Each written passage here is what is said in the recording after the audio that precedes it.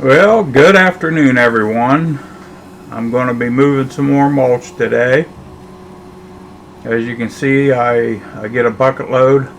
We've got an area over here, you'll see it in a minute, that we're going to mulch. It's right beside the automotive shop. So right there it is. You can see the brown looking dirt. I'm wanting to cover all that up. So basically, there were bushes all along the side of the building, and I decided they needed to go. So I extracted all the bushes. There's another video on that, by the way. And now I want to just cover that up with mulch, make it look a little bit better. And obviously you won't be walking in mud if you walk down through there. Now if you look at the side of the building on the left,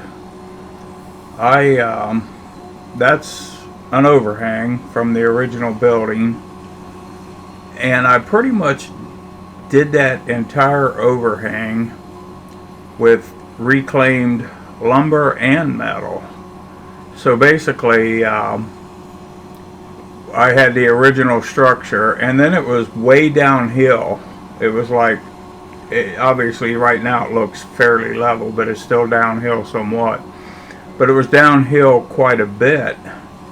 And what I did is the local electric company had telephone poles that you just go and pick up, and they'd give them to you. So I put these, I'm going to call them humongous telephone poles, about 3.5 feet in the ground, and then by the time I backfilled where the overhang was going, they were another 3 feet in the ground. So the telephone poles ended up about 6 feet in the ground. So the telephone poles were reclaimed. I'm not sure what they call them. I think they're referred to as band boards. They're the boards that run across the structural, in most cases 6x6s, but in my case telephone poles. They were from bleachers. There was it's been a few years back, but they decided that bleachers couldn't be pressure treated. You had to replace them with aluminum bleachers. So I went to a local school in a local town, and I tore down a bunch of bleachers and got a whole bunch of pressure treated wood. So the band boards, the rafters, and all that were made from basically that pressure treated lumber from the bleachers. Okay, now the metal, a friend of mine knew somebody that tore down a pole barn, and metal laid around forever, and then they decided they didn't want it. So I went over and picked up all that metal and put it down the side of the building. So the metal was virtually free, the poles and the framing lumber. So that whole overhang was put on very, very, very cheap. And you know, you're probably wondering, cheap. Well, when you don't, well, I can't say I don't have a lot of money. I don't have a lot of money, but I have more money than a lot of people because I do run a business. I'm a successful business owner, but the thing of it is, I haven't always had access to money. I usually had to do everything on a streamlined budget, and that's where I got very good at finding scrap materials. And you know, you hear me talk about that habitat connection all the time. I'm all the time buying materials from habitat and coming across materials. Now eventually I would like to rip that used metal off and put new metal on there. You can see there's kind of a patch mark there, and what had happened is raccoons managed to get underneath the metal, and I'm sure they got in there and tore up all my insulation. So we put that that angled piece you see right there, it's on the left. That's to cover up the hole they made to get into the building. But I'd like to tear all that metal off eventually and replace it. Now if you look further back, you see a fence. And that fence is part of a parking lot behind the automotive repair shop. And we can actually close a gate and have a secure area back there if we need it. You'll notice that the metal there is multiple colors, and basically that's because I got it through my Habitat connection.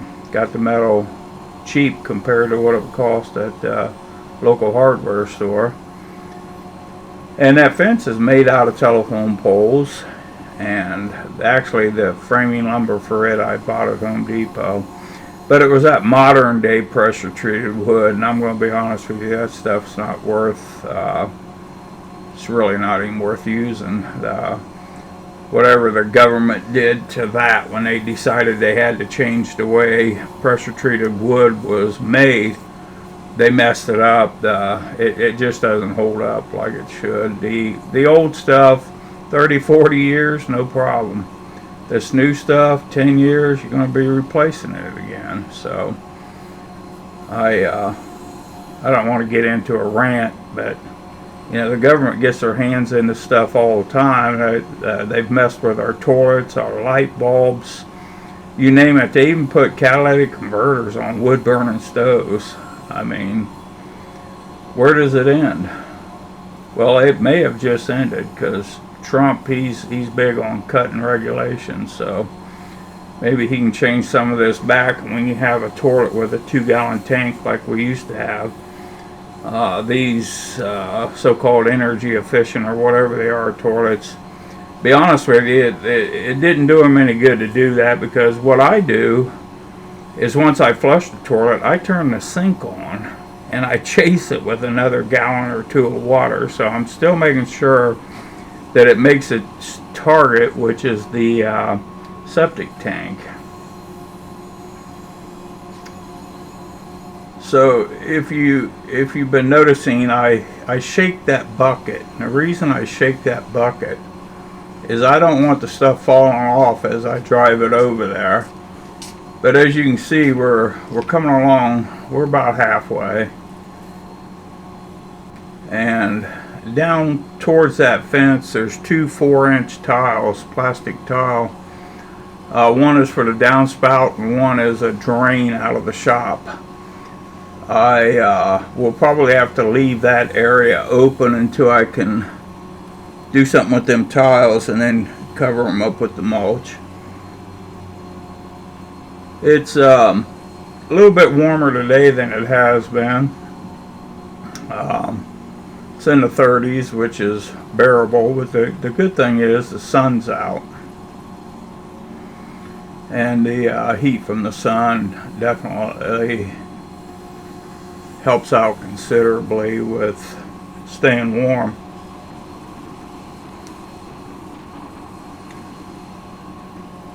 This is actually the second pile of mulch this week. I just put out another mulch video the other day, and quite a few people actually left comments on that one, which I thought was good.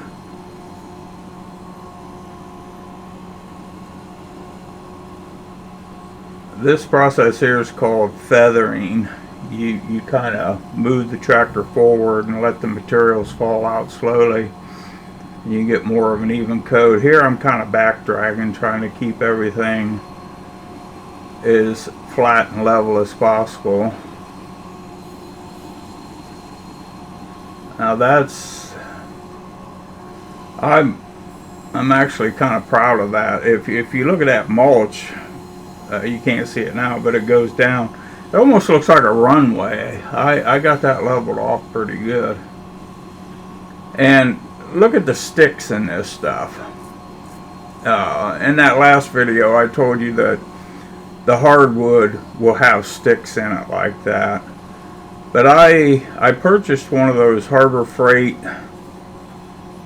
chippers, just a little guy, but if you take that Harbor Freight chipper and you run this mulch through the Harbor Freight chipper, it helps neutralize those sticks, and it actually takes the mulch and even makes it a little bit finer. So it's good to run it through a second time. I've actually got a video on that. It's actually performing pretty well.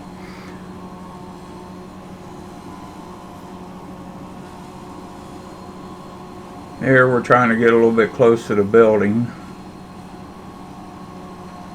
That white downspout you see there, I'm not exactly sure what I'm going to do with that yet. I may tie that into some kind of field tile, 4-inch field tile.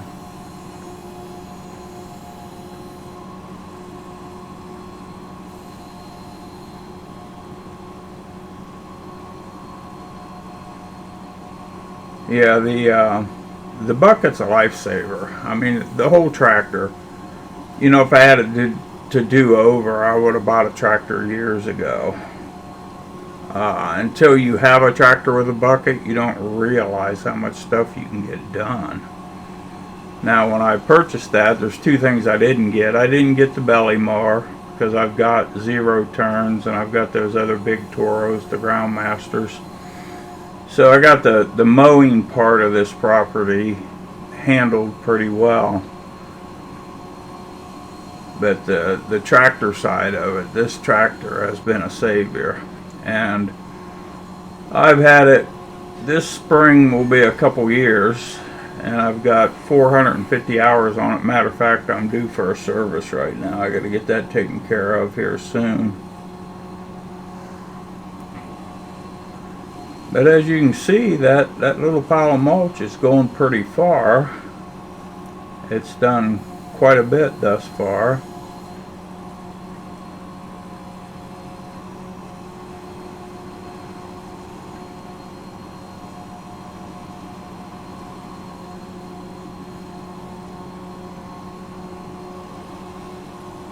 Getting close to the building again here. Now, one thing that I do in the summertime, I'll put the 5-foot tiller behind the other Kubota tractor, and I'll till the mulch, keep it kind of churned up to help it break down. There you go. You can see that runway looking deal there. I think that's some pretty good artwork, to be honest with you. And this mulch pile that I'm on right now, every bit of 3 foot thick. Over there to the right, you can see a little bit of a black spot. That's where I got into some of the already composted down mulch. Now, usually the arborist guys would drive back on this mulch, but it's starting to rot down so good that now it's turning into quicksand. So they have to stay on the gravel, and then they dump onto the pile. And that's why you see in the last couple videos the pile always seems to be in the same place. I think what I'm going to do next spring is I'm going to dig down and find some of the really good black stuff that's already composted down, and start moving that to another location, because it won't be too long and I'm going to have all kinds of fertile compost to use in different areas, especially in the garden. I put a bunch of mulch on the garden. I made a few mistakes. I hadn't gardened in years, and I started gardening again, and I started doing what I used to do back in the day. I added sand and horse manure and all that stuff. But anyhow, I didn't get something right, and the garden wasn't doing so well. I think it was the sand.